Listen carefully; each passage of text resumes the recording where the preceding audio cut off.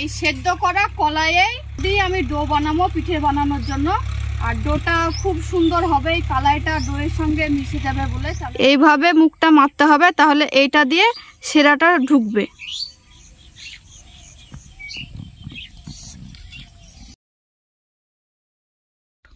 Hello বন্ধুরা, best রাইসে আপনাদের স্বাগত। আমরা আবারও এসে গেছি নতুন একটি মিষ্টি খাবারের ভিডিও নিয়ে। আজকে যে মিষ্টি খাবারটি করব সেটা কলাই দিয়ে হবে। কলাই দিয়ে মিষ্টি খাবারটি হবে কলাইয়ের পিঠা, যেটাকে আমরা বলি কলাইয়ের পিঠা। তো কলাইয়ের পিঠা দিয়ে আমি কেমন করে পিঠাটা বানাই দেখুন, একদম নতুন স্বাদের নতুন পদ্ধতিতে আমি কলাইয়ের পিঠাটা করব। তো আপনারা ভিডিওটি দেখতে থাকুন কেমন করে আমি কলাই দিয়ে পিঠাটা বানাই। এই পিঠার জন্য যেসব জিনিসগুলো লাগবে সেগুলো আমি মোটামুটি গুছিয়ে নিয়েছি কামুনি ভোগের চাল, যে চালটা আমি ভিজিয়ে রেখেছি 10 মিনিট আগে। নিয়েছি নারকেল কুচি, নিয়েছি কলাই ডালটা ভেজে নিয়েছি চিনি, আর চালের আটা নিয়েছি, গমের আটা নিয়েছি, আর নিয়েছি দুধ।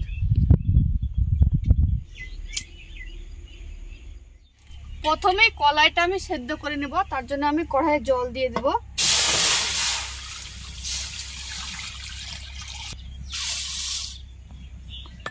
ঢাকা দিয়ে রেখে দেব। কামনি ভোগের চালটা ভিজে রেখেছিলাম, ছেঁকে নিব।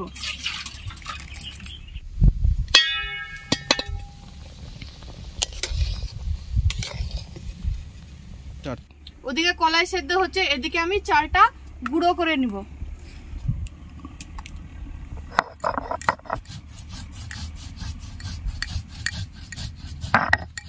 খুব বেশি গুঁড়ো করব না, আবার খুব বেশি মোটাও রাখবো না।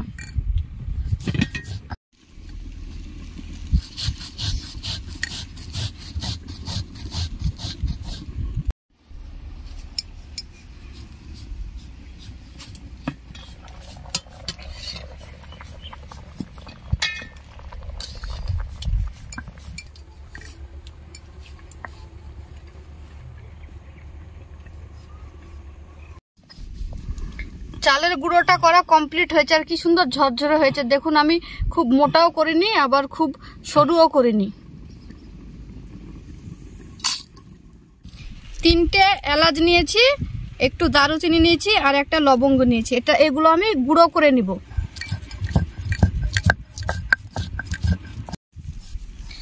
কি সুন্দর করে গুঁড়ো করে নিয়েছি আমি।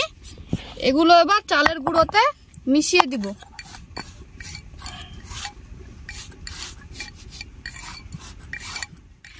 এই বাটিটা নিয়ে আমি সমান সমান 2 বাটি চালের আটা নিব, 2 বাটি গমের আটা নিব।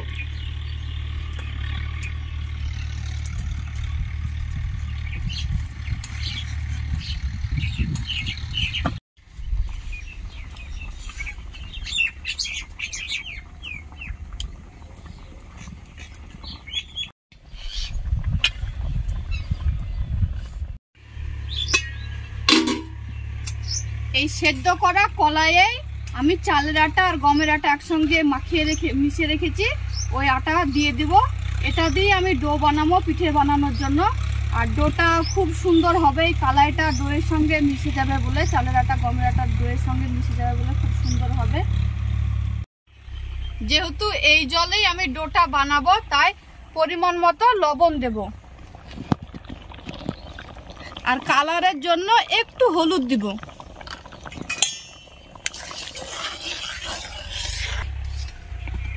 খুব সুন্দর কলাইটা সেদ্ধ হয়ে গেছে। এবার এর মধ্যে আমি চালের আটা গমের আটা মাখিয়ে রেখেছিলাম, সেটা যেমন যেমন লাগবে তেমন তেমন দিতে থাকবো আর লাড়তে থাকবো।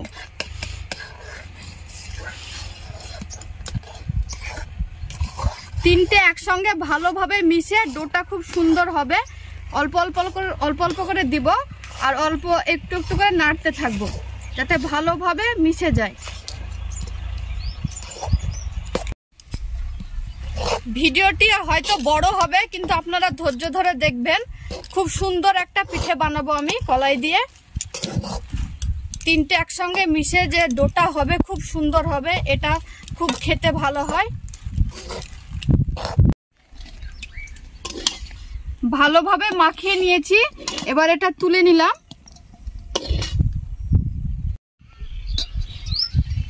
হালকা গরম থাকতে থাকতেই ডোটাকে বানিয়ে নিতে হবে ভালো করে, ঠান্ডা হয়ে গেলে হবে না।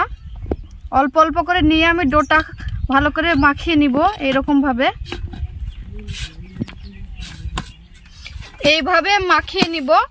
আর অনেক কলাই গলে গেছে, অনেকটা কলাই আবার গোটা গোটা হয়ে আছে, এরকম করেই রাখতে হবে। এইরকম সবগুলো মাখিয়ে নিব।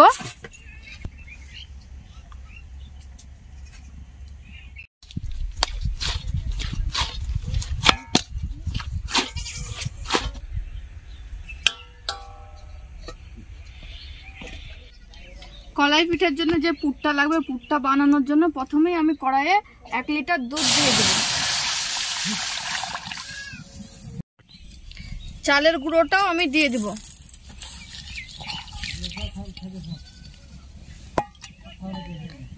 নারকেল কুড়ে রেখেছিলাম, নারকেল কুড়াটাও দিয়ে দেব।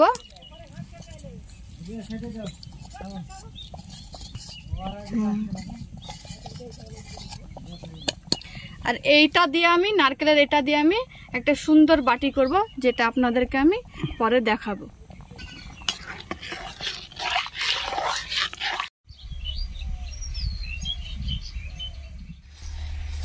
চালের গুঁড়ো সেদ্ধ হয়ে গেছে, এবার আমি এতে চিনি দিয়ে দেব। আর পুরটা বেশ অনেকটাই হয়েছে, তো আমি একটু বেশি করেই করেছি। পুরটাতে আমি চিনি কম দিয়েছি, কারণ পিঠেটা আবার সেরায় ডুবানো হবে, তাই চিনিটা একটু কম দিয়েছি। পুরটা কমপ্লিট হয়ে গেছে, এবার আমি নামিয়ে নিব। ডোটাতে আমি এবার পুরটা ভরে পিঠেটা বানিয়ে নিব।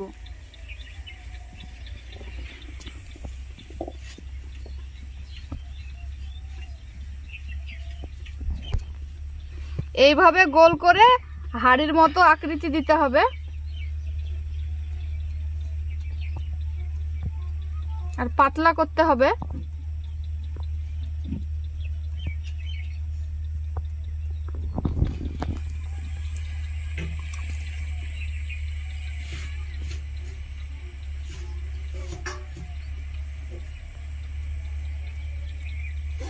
ডোটা থেকে খুব সুন্দর কলাইয়ের সেন্ট বের হচ্ছে।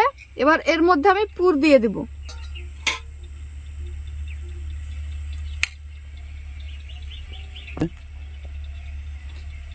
এইভাবে মুখটা মেরে নেব।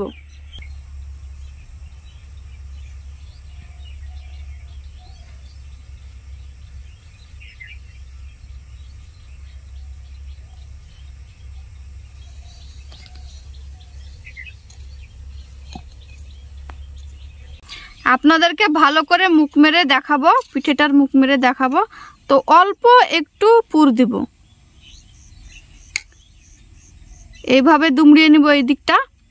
তো এইভাবে মারবো যাতে এই দিকটা দিয়ে রসটা ঢুকতে পারে, সেরাটা। এইভাবে মুখটা মারতে হবে, তাহলে এইটা দিয়ে সেরাটা ঢুকবে।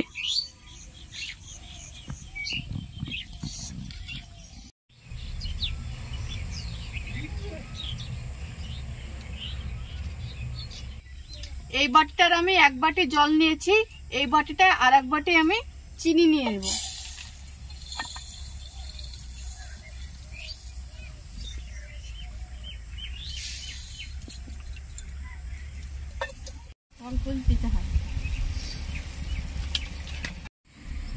সেরাটা হয়ে গেছে করা, এবার আমি পিঠেটা ভেজে নিব। তার জন্য কড়াইটা চাপিয়ে দিলাম।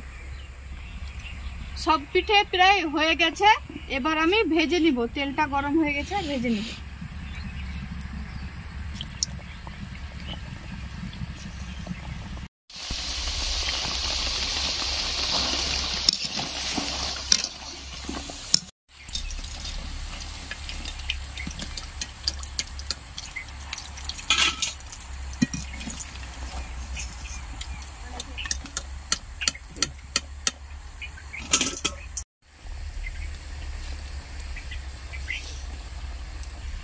পিঠে ভাজা হয়ে গেছে, এবার আমি সেরাই ঢেলে দেব।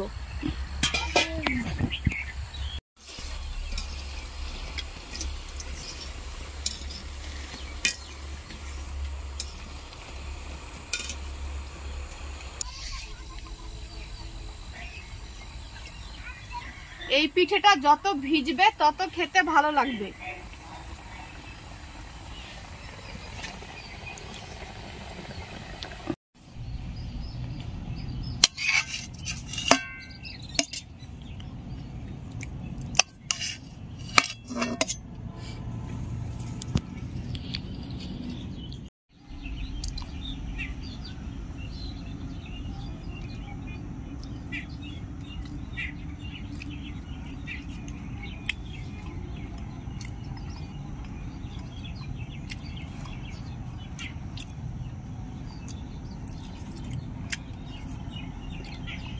এই পিঠেটা কোনো পিঠের মতো লাগছে না, অন্যরকমই স্বাদ। কেউ খেয়ে বলতে পারবে না কী দিয়ে তৈরি, কারণ এতে বিভিন্ন রকমের স্বাদ ভরা আছে, মনে হচ্ছে 7 রকমের ফ্লেভার। আর পিঠেটা আমরা কালকে রাত্রে করেছিলাম এবং করতে করতে অনেক রাত হয়ে গেছিলো বলে আমরা রাত্রে খেয়ে দেখানি, আজ সকাল সকাল চলে এসছে। আর যেহেতু এটা যত ভিজছে ততই বেশি ভালো লাগছে, দেখুন একদম নরম হয়ে গিয়েছে। মানে পিঠের যে পুরের থেকে স্বাদ বেশি হচ্ছে, সাইডের যে রুটিটা এটার বেশি স্বাদ হয়েছে, কারণ এটা ভিজে একদম গলে গিয়েছে, কত সুন্দরভাবে গলেছে দেখুন। আর এর মধ্যে কিছুটা কালাই ভরা আছে, আর খুব মিষ্টি এবং ইউনিক স্বাদ, তাই খুব ভালো লাগছে।